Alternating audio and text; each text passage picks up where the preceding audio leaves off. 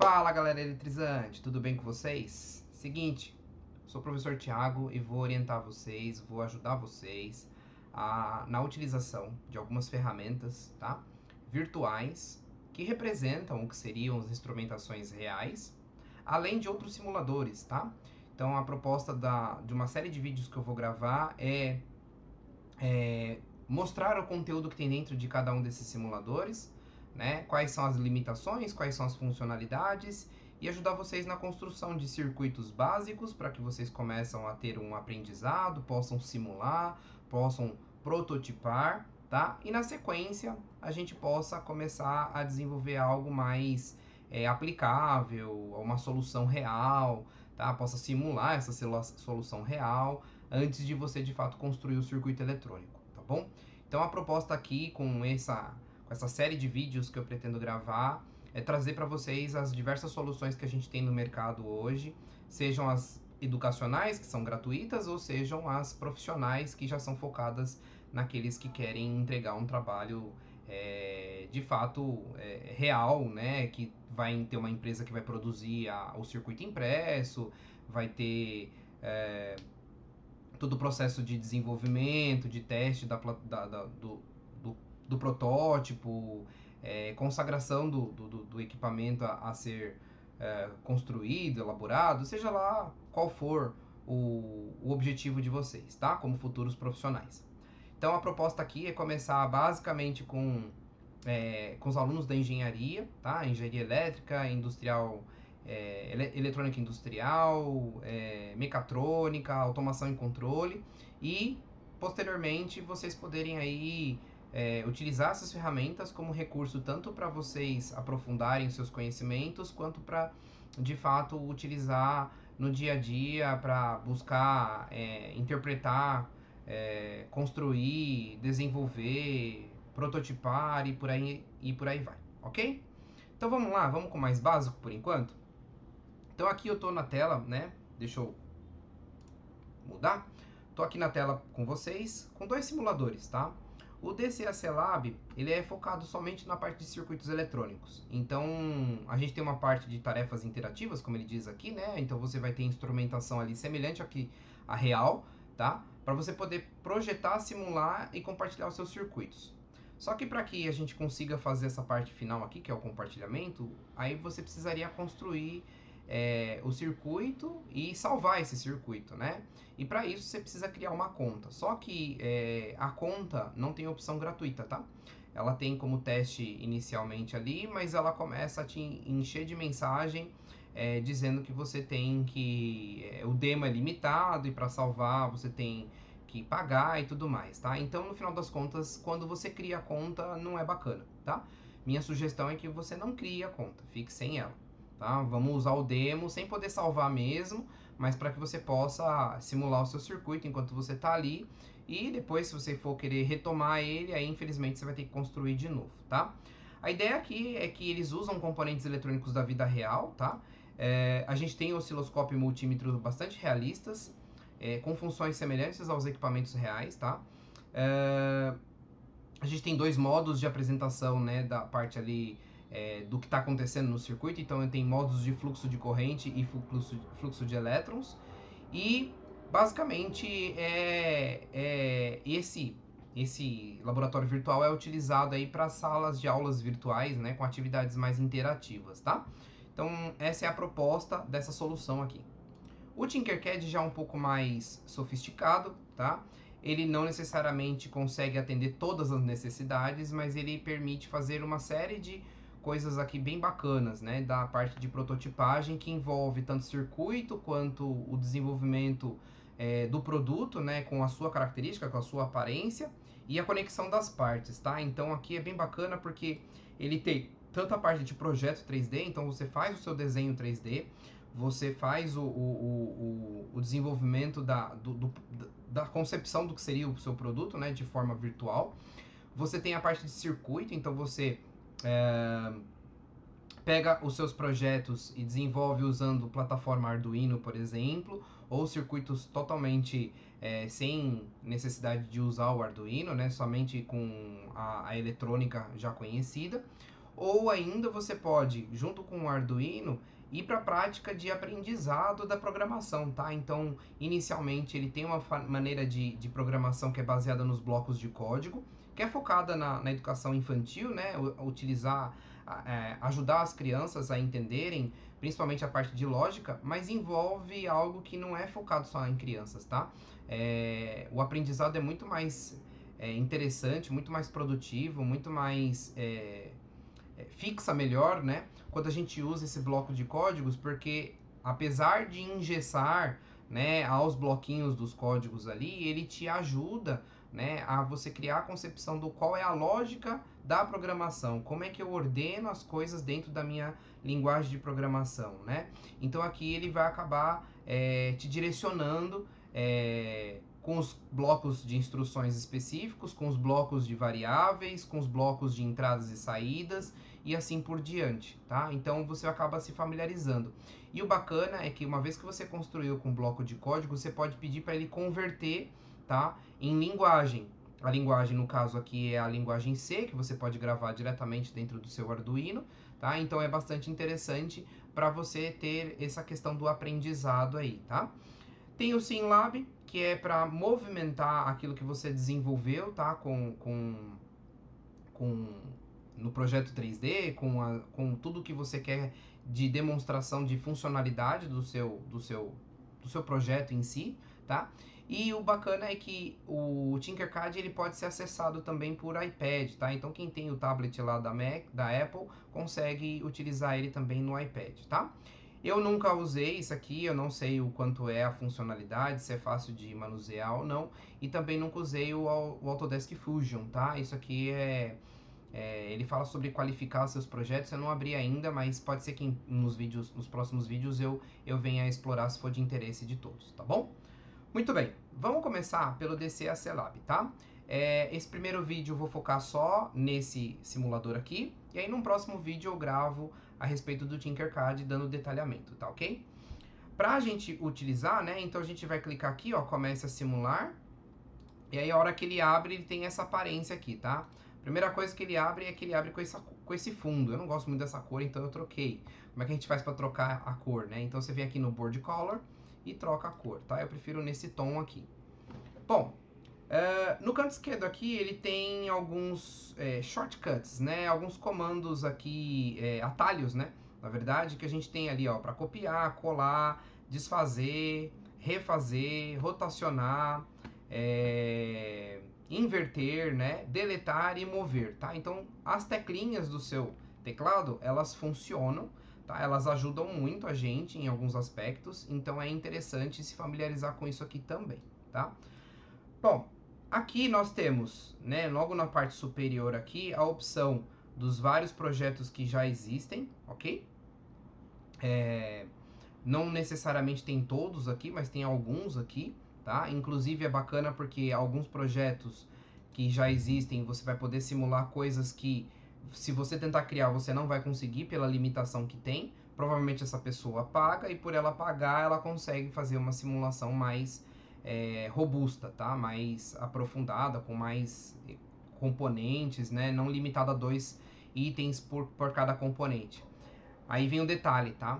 A observação que eu tenho eu não consigo colocar mais do que 2 itens de um mesmo componente, tá? Então se eu colocar um terceiro aqui, ele já vai reclamar, tá? Para bateria, talvez não tenha tanta aplicação, mas quando a gente vai para a ponte retificadora de onda completa, eu preciso de 4 diodos, tá? Então no final das contas aqui eu não vou conseguir fazer isso, tá? Então esse é um impeditivo aí da parte da demonstração. Todos os componentes são no máximo 2, então se eu tentar colocar um terceiro, ele reclama, tá bom? Então já fica a dica aí. Esses que estão aqui, que já vem pré-definido, né, que tá aqui em cima, são de pessoas que provavelmente pagam e por isso elas têm uma liberdade maior, tá? Aqui eu já vou fazer um adendo para os meus alunos que estão fazendo comigo lá eletrônica analógica. A gente vai chegar nisso aqui, tá, galera? Só que é o seguinte, se vocês olharem aqui, nós temos um capacitor e a tensão de ripple ela tinha que estar aqui presente, né? Já que tá usando o capacitor. E se vocês olharem, ela não tá aqui, tá? Tem uma onda que tá deslocada, que é a branquinha aqui para cima. Se eu voltar ela pro zero, vocês vão ver, ó, que não tem a tensão sendo segurada aqui no topo, tá? Que é a finalidade do retificador de onda completa com capacitor, com filtro capacitivo. A ideia é você criar uma tensão de Ripple. O que é essa tensão de Ripple, né? É uma tensão, é um nível de tensão que você gera, em que você, com o capacitor, e com a capacitância que ele tem, você tem a segurada dessa tensão, né? Ele segura essa tensão porque ele tem que descarregar. Então, enquanto o circuito está consumindo e não consome de uma maneira muito rápida, acaba fazendo com que a tensão fique lá em cima. Exceto se esse resistor aqui tem uma resistividade muito baixa, pode ser que de fato ele não esteja simulando corretamente. Deixa eu fazer um teste aqui.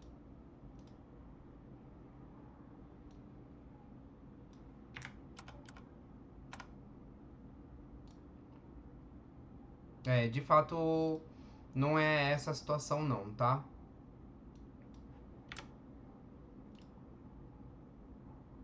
Ah, é sim. Isso.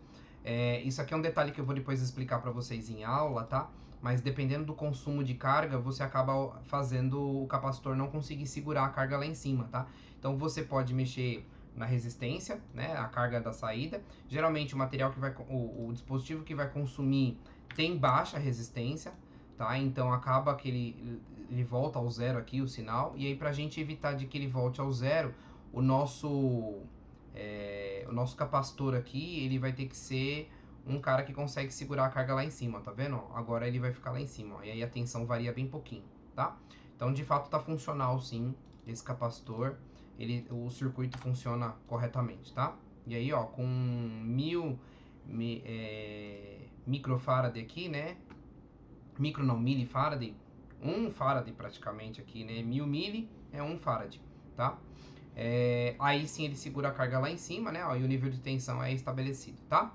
Então isso a gente vai aprender na nossa aula. Vamos voltar lá pro simulador. Muito bem. Aqui nós temos diversos dispositivos, como eu já falei, só pode colocar no máximo dois de cada um, tá? Mas vamos ao detalhamento de cada um. Aqui nós temos um medidor de potência, tem uma forma de colocar no circuito para poder realizar a medida de potência, tá? Ele é um watímetro, tá? Então mede potência no circuito. Nós temos um multímetro, o multímetro analógico, né, com ponteiro, assim como com galvanômetro, né, assim como o watímetro, tá? Ele vai ter ali um galvanômetro internamente, que é o que indica que por esse ponteiro tem uma escala de fundo e a gente vai ter ali a medida que é realizada, tá? E aí esse multímetro aqui, ele permite medir corrente alternada, tensão alternada, tensão contínua, corrente contínua, provavelmente, tá? Aqui não está declarado, mas eu acredito que seja corrente contínua, e resistência elétrica, tá? Então ele é bem limitadão, ele é bem simples. Aqui nós temos um multímetro já digital, réplica de R$1, em que nós temos, deixa eu fazer aparecer aqui uma parte para destacar melhor, né? Nós temos a parte de tensão alternada, de tensão contínua, de resistência elétrica. Esse cara pequenininho que tá aqui, ó, vou até dar um zoom. Esse cara pequenininho que tá aqui, ó, né, é a nossa medida do diodo, para você saber a tensão de limiar dele. E aqui nós temos o teste de continuidade, tá? E por último, a medida de de corrente contínua. Muito bem. Na continuidade aqui nós temos o osciloscópio é bem bacana porque você pode ajustar os níveis, a escala de tensão por divisão, a posição dela na tela, né? São 3 sinais de entrada e ainda tem o ajuste do tempo por divisão, tá? Ele ainda permite que você use cursores para definir os intervalos em que você quer realizar a medida, e aí ele vai trazer aqui para você a tensão máxima, a tensão mínima e a variação de tensão dentro desse intervalo, né, dentro desses dois cursores, e a mesma coisa para a parte temporal, tá? Então, o tempo inicial, o tempo final e a variação, né, o intervalo entre esses dois pontos, dizendo ali para nós, se você pegar um ciclo completo da onda, você vai ter o período daquela onda, ok? Então, muito bem. O bacana é que ele tem 3 entradas aqui de sinais, né? Então isso já ajuda bastante para as análises de circuito. Aí nós vamos ter aqui medidor de tensão, medidor de corrente. Acredito que sejam medidores só para nível DC, tá? Não tenha para AC aqui no caso. Dá para a gente colocar um texto na tela. Tem análise. Análise de sinal só é possível quando a gente tem um circuito específico, né? Então tem algumas características aqui que ele já vai reclamar para você, ó. No loops found, só vai fazer enquanto tiver um loop, tá? Aí nós temos a bateria. A bateria é para a gente colocar um nível DC dentro do circuito, tá? Então aqui nós temos o ajuste do nível de tensão, limitado a 12. Não sei se ele deixa colocar maior, até deixa, né? Mas geralmente o 12 ali tem a ver com o máximo de uma bateria normal, tá?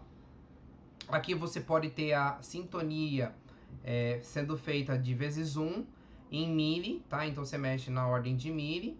Em micro, você mexe na ordem micro, ou nano, você mexe na ordem nanovolt, tá? Então aqui nós temos também um botão para fazer análise DC. Muito bem. Aí aqui a gente tem fonte alternada, que pode ser dente de serra, triangular, quadrada ou senoidal. Nós temos a fonte de corrente, nós temos o CI555, é um oscilador, temos o resistor, dá pra gente inclusive ver como é que funciona a questão das listras, tá? Então a primeira banda, a segunda banda, a terceira banda que é o fator multiplicador e a última banda que é a de tolerância. Esse aqui é um de 4 cores, né? De 4 listras, não tem o de 5 aqui, tá? Nós temos o LDR, que é uma resistência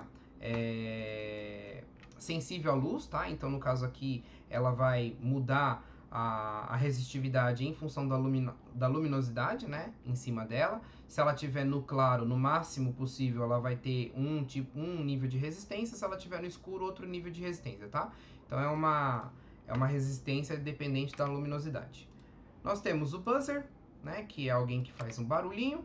Nós temos o push button, esse push button fecha o circuito quando clica, abre o circuito quando solta. Nós temos chaves, tem chave com uma linha de controle e nós temos chaves com 3 linhas de controle, tá?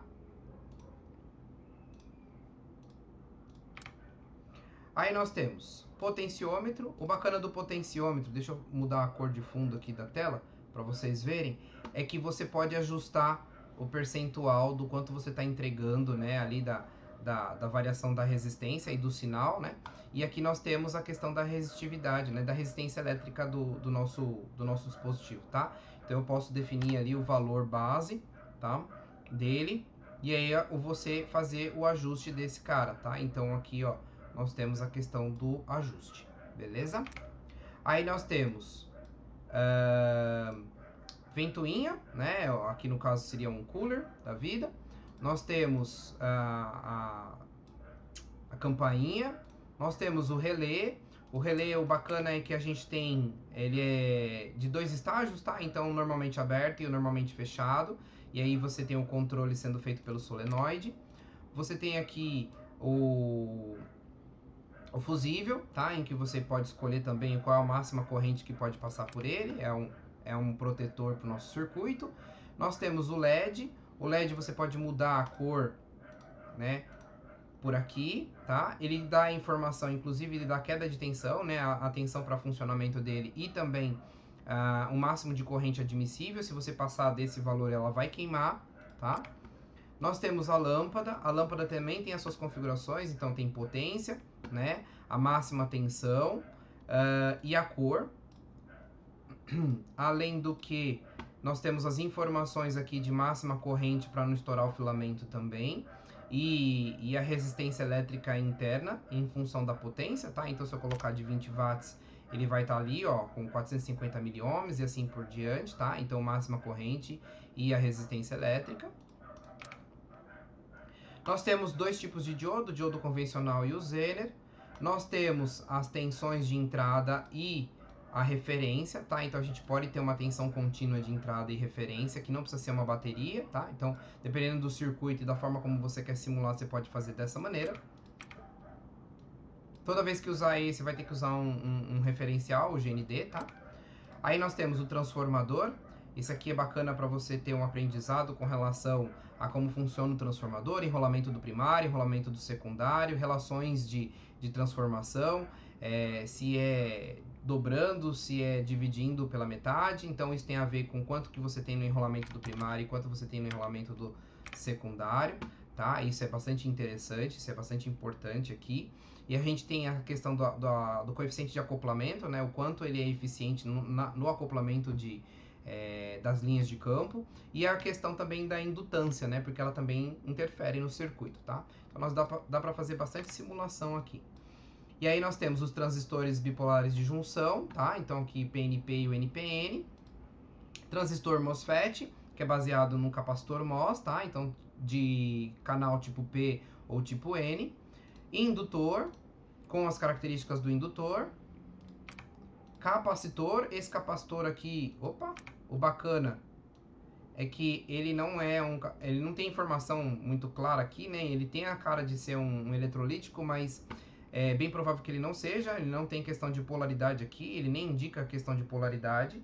Já esse outro aqui, que é o novo, é bem claro que ele tem a questão da polaridade, tá? Então tem aqui o sentido da corrente, né? Da corrente dentro do circuito nosso, tá? Tem que ser respeitada para evitar queimar o capacitor, ou explodir ele. E aqui no final a gente tem a parte de portas lógicas e amplificador operacional, tá? Então portas lógicas nós temos todas aqui, né? As entradas e saídas, então você vai ter a representação de saída, a representação de entrada, 0 ou 1, tá? Então quando a gente coloca aqui, ela já começa como 1 ou 0 lá, eu vou trocando ao clicar nela, tá ok? Não tem configuração isso. Aí nós vamos ter aqui também buffer inversor, buffer normal, porta ou exclusivo negada, tá? Então invertida. Porta ou exclusivo, porta ou negada, porta ou normal, né? Porta E invertida e porta E, tá? E aqui nós temos o amplificador operacional com swap e sem o swap, tá? Parte de configuração do amplificador operacional, ela é limitada somente à tensão de entrada de referência, né? A máxima e a mínima, tá? Então isso daqui vai mostrar pra gente a condição de amplificação do nosso amplificador operacional, ok? E é isso, gente. Isso é tudo que tem aqui dentro desse simulador. Dá pra fazer bastante coisa, eu acho bem bacana. E aí explorar e tirando aprendizado em cima disso, tá ok? Na minha primeira aula lá com o pessoal de eletrônica analógica, eu trabalhei com eles a questão de a gente começar a entender como é que se comporta a questão de um multímetro e um osciloscópio e ver a diferença entre um e outro, né? Então a gente tinha montado um circuito com uma fonte de tensão, sendo como se fosse o gerador, né? Aqui eu vou colocar 20 de pico, ó, tá vendo? Então a gente aqui pode escolher se é pico, se é RMS ou de pico a pico, tá? Então cuidado com isso. Isso também tem a ver com o que você está esperando na saída, com o sinal que você está querendo injetar no circuito. Então é importante saber se a tensão é de pico, se a tensão é RMS ou se a tensão de pico a pico, tá? Então aqui tem 20 de pico, na frequência de 60 Hz, eu vou manter assim. R para rotacionar, tá? Ó, tô teclando R aqui, ele vai girando, tá? Aí eu venho aqui com o nosso multímetro analógico, coloco na escala que me interessa medir. Cuidado porque 20 volts, né, no caso aqui, vai passar do 12 ou não vai? Lembrando, né, o nosso multímetro mede tensão eficaz e não tensão de pico. Aí depende do cálculo, né, tem que fazer o cálculo. E aí você vai ter noção se vai passar ou não, tá? Então é importante ter esse cuidado aí. Vamos supor que vai passar, né? O que vai acontecer se eu colocar aqui o nosso multímetro para medir esse nível de tensão? Então pega um dos terminais, coloca num dos lados e o outro, né, a outra ponta do outro lado. Olha lá, ela está estourando o nosso multímetro, ele já não está medindo corretamente aqui, ó, está extrapolando o limite dele, tá? Eu vou soltar aqui uma das pontas, isso aí mostra que ele não está conseguindo fazer a medida, e agora eu vou colocar corretamente. E aí tá aí, né? A nossa medida, certo? Era para ser 14 ali, né? 14 e pouquinho, tá? Então, se fizer a continha lá, vocês vão ver, né? Como é que eu faço, né? Só para demonstrar aqui para vocês. Vou pegar minha calculadora. Estou com a calculadora aqui, né? Deixa eu apagar isso. Eu tenho 20 e eu quero saber a tensão eficaz. Então, pego o 2 aqui, a raiz de 2, deixa eu fazer a raiz de 2, e divido. Então, 14,14. Esse é o valor esperado aí pra gente medir no nosso multímetro, tá? Então, a hora que eu pausar aqui, né, ele vai parar de ficar oscilando tanto o valor ali, e aí a gente tem o valor que foi medido nesse instante que eu parei, tá? Como ele faz esse problema aí de ficar oscilando muito, ele acaba que não vai mostrar pra gente o valor real, tá? Certinho. No multímetro real isso não acontece, tá? Ele não fica oscilando desse jeito não, tá bom? Muito bem, agora vamos para o osciloscópio, rapidamente, só para a gente recapitular aqui, né, o que foi feito em sala de aula, tá? Então aqui eu vou colocar, né, a nossa ponta de prova nos terminais e aí ele vai desenhar a forma de onda, tá? Importante é ler o que está escrito aqui, né? Nós temos o tempo por divisão de 1 milissegundo, tá? Então esse m é de mili e aqui a medida é sempre em segundo, tá? Para eu parar a forma de onda eu tenho que parar a simulação aqui, tá? Eu vou tentar deixar certinho. Não consegui. Vamos ver. Aí, que maravilha. Quase lá. Só faltou um pouquinho aqui, né?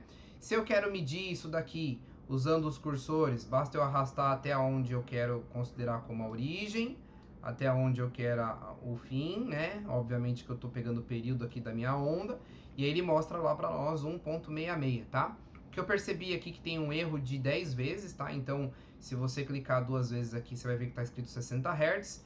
E aí aqui ele está mostrando pra gente 1.66 milissegundo. E 1.66 milissegundo dá 600 Hz, tá? Tá até colocado aqui, ó, 0.6 kHz, ou seja, 600 Hz. Tá errado, né? Não é o valor correto, mas deve ser algum erro interno aí ou tem a ver com o computador e com a velocidade de processamento, tá?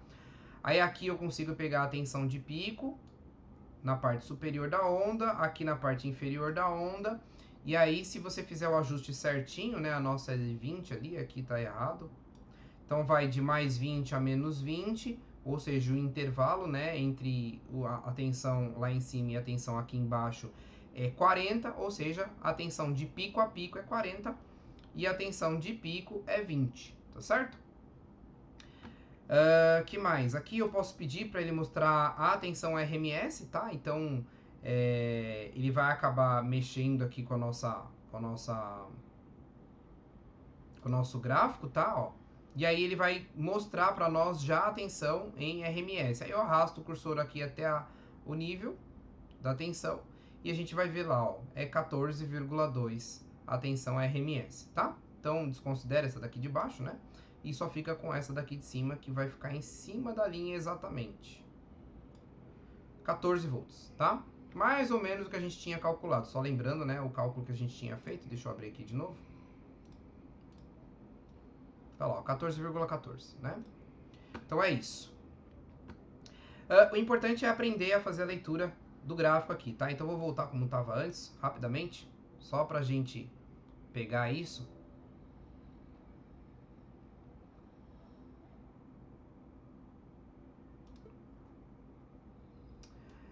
Não consegui deixar no zero. Tem importância isso? Não, não tem importância. Basta você pegar o ponto de cruzamento aqui, ó, no eixo X, colocar o primeiro cursor, pegar aqui o segundo ponto de cruzamento no eixo X e colocar o cursor. Então aqui foi o primeiro, né?